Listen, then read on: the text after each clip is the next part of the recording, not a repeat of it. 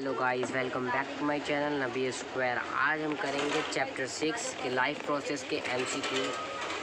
ऐसे एमसीक्यू हैं जो आज तक आपने देखे भी ना हो, इसलिए वीडियो को पूरे देखना। और एक और ज़रूरी बात, अगर अभी तक आपने चैनल को सब्सक्राइब नहीं किया है तो चैनल को सब्सक्राइब कर दे। तो चलिए स्टार्ट करते हैं। Question number 1, which of these components of blood is responsible for oxygen transport. Blood का कौन सा कंपोनेंट है जो ऑक्सीजन को ट्रांसपोर्ट करता है?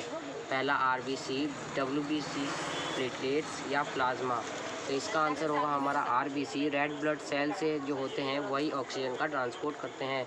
बिकॉज ऑफ हीमोग्लोबिन ऑक्सीजन को कैप्चर कर लेता है।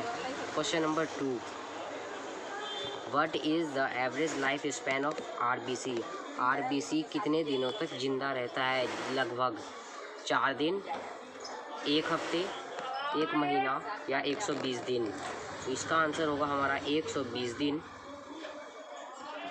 आरबीसी की एवरेज लाइफ स्पैन होती है 120 days. Question number 3, what is the role of platelets. Platelet का क्या काम होता है हमारे ब्लड के अंदर? पहला ऑक्सीजन ट्रांसपोर्ट, ये तो हो ही नहीं सकता क्योंकि आरबीसी करता है ये काम। दूसरा कार्बन डाइऑक्साइड ट्रांसपोर्ट, ये भी काम आरबीसी करता है।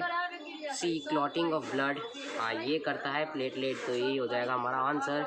इम्यूनिटी नहीं होता है। इम्यूनिटी हमें खाना जो बन जाता है, ग्लूकोज जो हमसे टूटता है तब मिलता है, सेलुलर रेस्पिरेशन के बाद। The blood from systemic circulation first comes to which chamber of heart. जब सिस्टमिक सीक्वेंस वाइज जब काम होता है, सर्कुलेट होता है ब्लड, तो पहले कौन से हार्ट के चैम्बर में आता है? तो इसका आंसर हो जाएगा हमारा, पहला है राइट ऑरिकल, दूसरा राइट वेंट्रिकल, तीसरा लेफ्ट ऑरिकल और चौथा लेफ्ट वेंट्रिकल।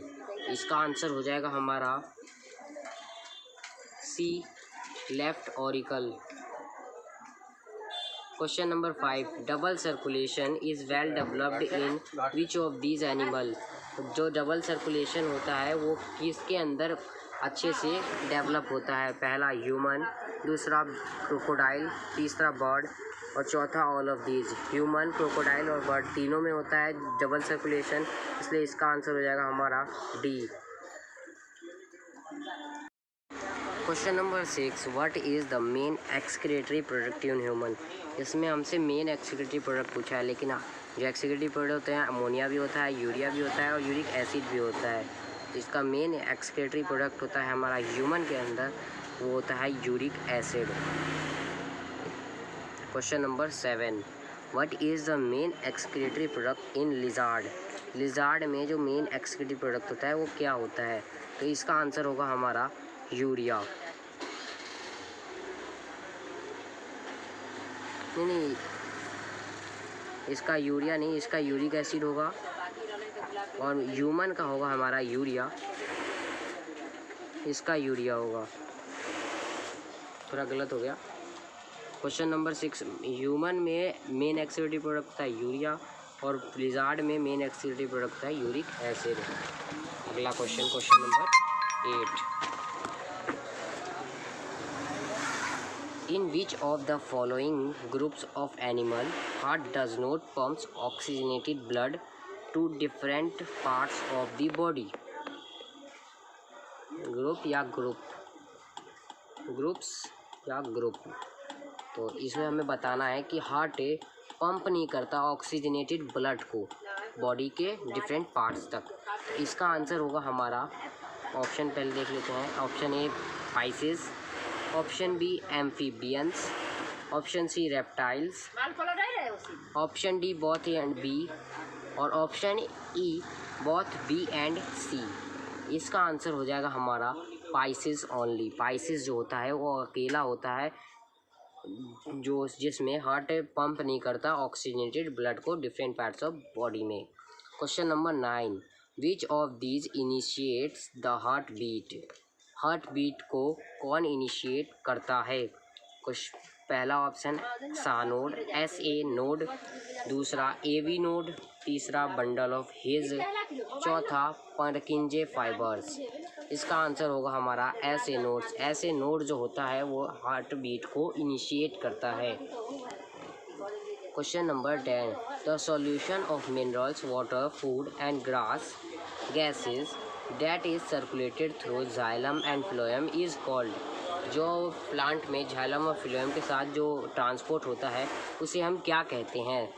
पहला सोल, दूसरा सैप, तीसरा प्रोटोप्लाज्म और चौथा साइटोप्लाज्म। किसके थ्रू होता है ये बताना है हमें, तो इसका आंसर हो जाएगा हमारा सैप। सैप के थ्रू होता है हमारा जाइलम और फ्लोएम जो भी ट्रांसपोर्ट करता है वो। Which material is not a waste in human. जो ऐसे मटेरियल का नाम बताओ जो ह्यूमन में वेस्ट नहीं होता। Option A glucose, option B urea, option C carbon dioxide, option D water. Glucose तो हमारा वेस्ट नहीं होता है। बी यूरिया होता है, यूरिया हम एक्सक्रीटिव प्रोडक्ट में निकालते हैं कुछ। और तीसरा कार्बन डाइऑक्साइड हम सांस लेते हैं, उसको भी निकालते हैं हम नाक के थ्रू। और चौथा ये भी हम किडनी के द्वारा निकालते हैं। तो इसका आंसर हो जाएगा हमारा ये ग्लूकोज। यही एक अकेला होता है जो ह्यूमन में वेस्ट नहीं होता। Kidneys are located in. Option A chest, option B abdomen, option C hand, option D the left side of the body. Body के लेफ्ट साइड में या चेस्ट में या एब्डोमेन में या हैंड्स में या हाथ में मतलब। तो इसका आंसर हो जाएगा बी एब्डोमेन में। Question number 13, root hair of a plant absorbs. जो रूट हेयर होते हैं रूट्स के, वो प्लांट को क्या अब्जॉर्ब करके देते हैं? पहला वाटर, दूसरा ऑक्सीजन, तीसरा सॉल्ट, चौथा ऑल ऑफ दीज।